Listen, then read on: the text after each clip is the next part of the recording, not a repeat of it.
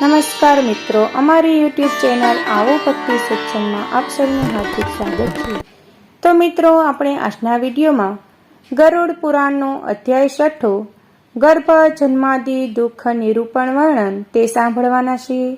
તો વિડીયોના અંત સુધી બધા બન્યા રહેજો। વિડીયો પસંદ આવે તો લાઈક કરી, ચેનલ પર નવા હોય તો ચેનલને આજે સબસ્ક્રાઈબ કરી લેજો, જેથી કરીને આવા અવનવા ધર્મ ભક્તિના વિડીયો આપ સુધી પહોંચતા રહે। તો હવે મિત્રો, આપણે ગર્ભ જન્માદિ દુઃખ નિરૂપણ વર્ણન અધ્યાય 6 ની શરૂઆત કરીશું। ઓમ નમો ભગવતે વાસુદેવાય નમઃ।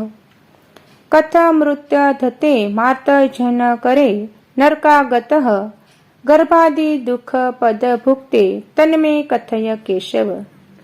ગરુડજીએ પૂછ્યું, હે ભગવાન શ્રી હરિ, કર્મને આધીન જીવ નરકના દુઃખો ભોગવીને આવ્યા પછી ફરીથી માતાના ઉદરમાં કેવી રીતે ઉત્પન્ન થાય છે અને ગર્ભાદિનું દુઃખ કેવી રીતે ભોગવે છે તે મને વિસ્તારથી સમજાવવાની કૃપા કરો।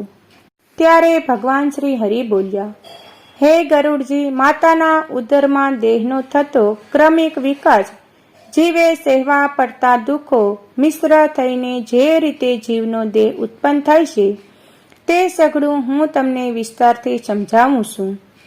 રજો દર્શન થાય ત્યારે ઇન્દ્રની બ્રહ્મ હત્યાના પાપથી પહેલા 3 દિવસ પાપીઓના દેહ ઉત્પન્ન થાય છે। ઇન્દ્રએ બ્રહ્મ હત્યા કરીને એ હત્યાને પાપને વેસી નાખી ત્યાગી દીધું છે। એ વહેંચણી આ પ્રમાણે થયેલ છે। રજો દર્શનના પહેલા દિવસે સ્ત્રીને ચાંડાલીની, બીજા દિવસે બ્રહ્મઘાતિની તથા ત્રીજા દિવસે ધોબન જાણવી।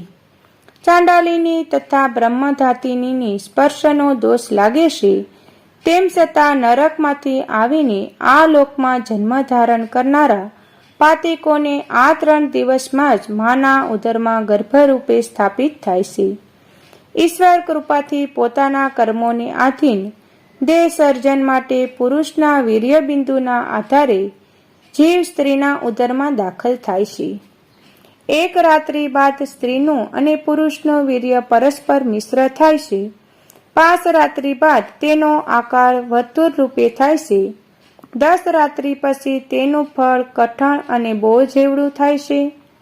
ત્યારબાદ એ દેહ જેવા ઘાટે લંબાકાર યાની ઈંડા જેવો આકાર થાય છે। 1 મહિનો થાય ત્યારે જીવનું માથું પ્રાપ્ત થાય છે। 2 મહિના પછી હાથ વગેરે અવયવો પ્રાપ્ત થાય છે। 3જા મહિને એ ગર્ભને નખ, વાળ, હાડકાં, સાંભળી તથા લિંગ, નાક, કાન વગેરે ઉત્પન્ન થાય છે। 4 મહિના પૂરા થતાં જ તેમાં 7 ધાતુઓ ઉદ્ભવે છે। 5મા મહિને તેને ભૂખ તરસની ઉત્પત્તિ થાય છે। 6ઠા મહિને તે ઓરથી વીંટળાય છે અને શ્વાસોશ્વાસની ક્રિયા ચાલુ કરે છે। તે સ્ત્રીની જમણી કુખે હલનચલન ચાલુ કરી દેશે। સ્ત્રીએ ખાધેલા પીધેલા પદાર્થો વડે તેની સમસ્ત ધાતુઓ પુષ્ટિ મળે છે।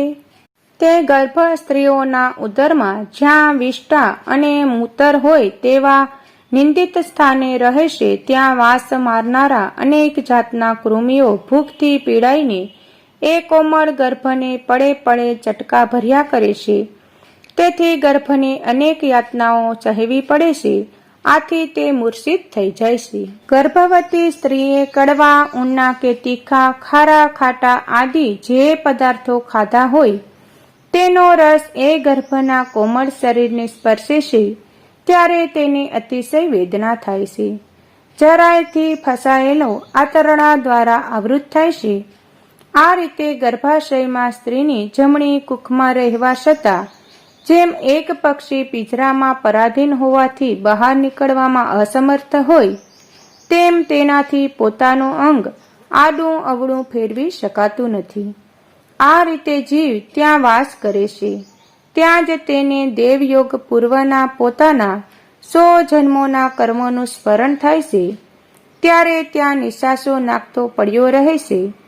ત્યાં જીવને કોઈ પણ જાતનું સુખ નસીબમાં હોતું નથી।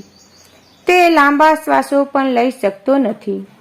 ત્યાર પછી આત્મા સાક્ષાત્કાર પામેલા સપ્ત ધાતુઓના 7 બંધનોથી યુક્ત એવા એ ગર્ભવાસી તે જીવ હાથ જોડીને યાચના કરીને શ્રી હરિને તેને ઉદરમાં પૂર્યા છે તે બાબતમાં દીનતાપૂર્વક શ્રી હરિની સ્તુતિ જ્ઞાન કરે છે. 7મા મહિને તેને જ્ઞાન પ્રાપ્ત થવા છતાંય ગર્ભસ્થળે અનેક જાતના કર્મને લીધે યમદેવની સલાહ મુજબ કમતો લાસારીના કારણે એકદમ દીન બની જાય છે અને ત્યાં નરકના કીડાની જેમ જ આમ તેમ ફરતો રહે છે. જીવ ભગવાન શ્રી હરિની સ્તુતિ કરતો કહે છે, હે શ્રી હરિ, હે વિષ્ણુ, હું તમારા શરણે છું, કેમ કે આમ સમસ્ત જગતના આધાર છો અને સમસ્ત પાપોનો નાશ કરનારા છો.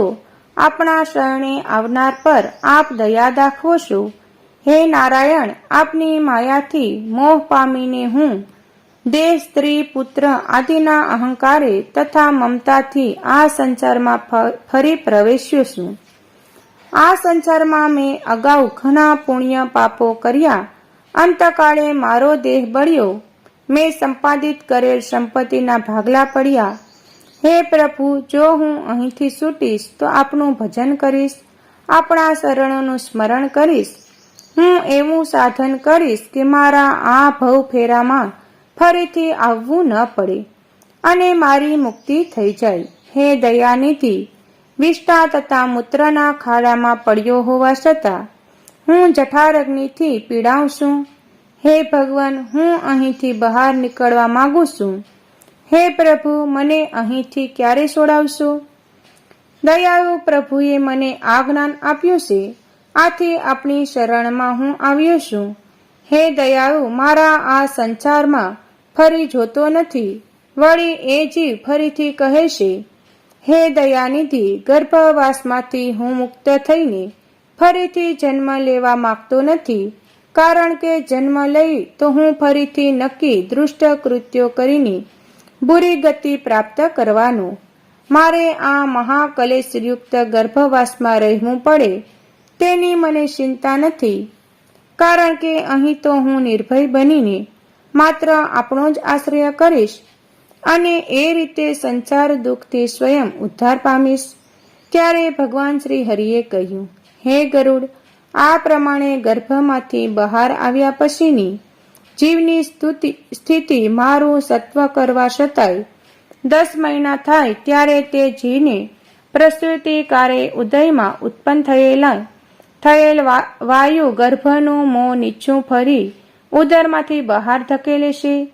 એ વાયુના સ્પર્શથી તરત જ નીચો ડોકે અત્યંત પીડા પામીને યોનિ દ્વારથી બહાર નીકળે છે. જ્યારે ગર્ભમાં હતો ત્યારે ઉત્પન્ન થયેલ જ્ઞાન અને વૈરાગ્ય બહાર આવતા જ નાશ પામે છે. આમ જીવ આ લોકમાં જન્મીને નરક તેમજ મળમૂત્રની પથારીમાં નરકના કીડાની જેમ રહીને ગર્ભાવસ્થામાં પ્રાપ્ત થયેલ આત્મ સાક્ષાત્કાર રૂપી જ્ઞાનનો નાશ થવાથી વિપરીત થયેલું જાણીને તે રડવા લાગે છે. હે ગરુડ, ગર્ભ, સ્મશાન, વ્યાધિગ્રસ્ત તેમજ પુરાણનું વાસન થાય ત્યારે મનુષ્યમાં વૈરાગ્ય ઉત્પન્ન થાય છે. જો એ વૈરાગ્યમાં કાયમ રસ્યો પસ્યો રહે તો તેના માટે માયાના બંધનમાંથી છૂટવું અત્યંત સહેલું છે. કર્મના ફળ ભોગવ્યા પછી ગર્ભમાંથી મુક્ત થતી વખતે ભગવાનની માયાથી તે મોહ પામે છે. આ માયામાં ગુસવાઈને યાની પરાધીનપણે કશું જ બોલ્યા વિના બાલ્યાવસ્થામાં દુઃખો ભોગવે છે. બાળકના મનની વાત જાણવા આસક્ત સગા તેમનું પોષણ કરે છે, છતાં તેના મનમાં શું છે તે તેમને સૂઝતું નથી, કેમ કે દુઃખ અને ભૂખથી બાળક પોતાના મનની વાતને કહી શકતું નથી. તે રડવા લાગે છે. ત્યારે માતા પિતા તેને દૂધ આપે છે. આમ તેનું પાલન થાય છે. અપવિત્ર હોવા છતાં માકડ આદિ જીવોવાળી પથારીમાં સૂઈ રહેવું પડે છે. પોતાના શરીરે ખંજવાળ આવે છે. અન્ય કારણોસર તેને અનત્ય ખસવું હોય કે જવું હોય તેમજ અન્ય શારીરિક ચેષ્ટાઓ અંગે તે ઘણું જ અસમર્થ છે. આવા કારણોથી તેના કોમળ નાજુક દેહને મચ્છર, ડાંચ, માકડ, સાસડ આદિ કરડે છે અને દુઃખ આપે છે. આ રીતે શિશુ પોંગાળ અવસ્થામાં જન્મથી 11 વર્ષ સુધીની અવસ્થામાં અનેક જાતના દુઃખો ભોગવ્યા બાદ તે યૌવન અવસ્થામાં પ્રાપ્ત કરે છે. આ અવસ્થામાં અન્યાયપણે તે ધન સંપાદિત કરે છે. આ અવસ્થામાં દુર્વાસનમાં આસક્ત થઈને તે નીચની સંગતિ કરે છે તથા વિષયોમાં પ્રીતિ ધરાવનારના કારણે શાસ્ત્રો તેમજ સંત સમાગમનો દેશી બની જાય છે. આ સઘળી ભગવાનની જ માયા છે. આમ સ્ત્રીઓને દેખતા શીખે છે. સ્ત્રીઓને જોતા જ આંખોમાં કટાક્ષ આદિ ભોગોને નિરખતા તેમજ અજિતેન્દ્રિયપણાને કારણે દીવામાં જેમ પતંગિયું પડે તેમ વિષય લોભની પ્રેરાઈને નરકમાં પડે છે. હરણ, હાથી, ભમરો, પતંગિયું તથા માછલું આ 5 પ્રાણીઓ માત્ર અનેક વિષયોના ભોગી અર્થાત હરણ કાન, હાથી સ્પર્શ, પતંગિયું રૂપ, માછલી જીહવા અને ભમરો સુગંધીને પ્રિય માને છે. આ પ્રાણીઓ માત્ર એક વિષયની પ્રીતિના કારણે નાશ પામે છે. વળી પોતાના નાશ માટે અન્ય કામી પુરુષ સાથે કલેશ કરે છે. કલેશ કરે ત્યારે જે બળવાન હોય તે નિર્બળને અને નબળા હાથીને બળવાન હાથી મારે તેમ મારે છે. હે ગરુડ, સર્વ જન્મોમાં અત્યંત દુર્લભ મનુષ્ય દેહ પ્રાપ્ત થવા છતાંય મૂર્ખો પોતાના મનુષ્ય તત્વને વેડફે છે તે મહાપાપી છે. હે ગરુડ, અનંત યોનિઓમાં ભટકતા કર્માનુસાર પૃથ્વી લોકમાં મનુષ્યને જન્મ મળે છે. તેમાંય બ્રાહ્મણનો જન્મ મળવો અતિ દુર્લભ છે. એ જન્મ મળ્યો હોવા છતાં જે માત્ર એનું પોષણ કરે છે અને ઇન્દ્રિયોને લાડ લડાવે છે તેના હાથમાં આવેલું અમૃત ઢોળાઈ ગયું છે આમ માનવું, યાની તેને પોતાના જન્મને સાર્થક કર્યો નથી પણ જન્મને વેડફી નાખ્યો છે તેમ સમજવું. પછી વૃદ્ધાવસ્થા આવતા અનેક જાતના દુઃખો વેઠીને તે મૃત્યુ પામી અગાઉની જેમ જ નરકે પડે છે. હે ગરુડ, આ રીતે અનેકવાર આ પવિત્ર ભૂમિ પર જન્મીને નરકે જવાની કર્મ રચનાઓ પાપીઓ ફસાય છે. તેને વૈરાગ્ય થતો નથી કારણ કે મારી પાર પામી ન શકાય તેવી માયામાં તે મોહ પામે છે. હે ગરુડ, જેની પાસે ઉત્તર ક્રિયાઓ કે કર્મો ન થયા હોય તેને નરકમાં કઈ ગતિ થાય છે તે મને તમને વિસ્તારથી સમજાવ્યું. હવે તમે શું જાણવા માંગો છો? ઇતિશ્રી ગરુડ પુરાણે ચારોદ્ધારે ગર્ભજન્માદિ દુઃખ નિરૂપણ વર્ણન નામનો 5મો અધ્યાય સમાપ્ત. તો મિત્રો, આ વિડીયોમાં આપણે ગરુડ પુરાણનો અધ્યાય 6 સાંભળ્યો. વિડીયો પસંદ આવ્યો તો લાઈક કરજો. હવે નવા વિડીયો સાથે મળીશું. ત્યાં સુધી સૌને જય સિયારામ, જય શ્રી કૃષ્ણ.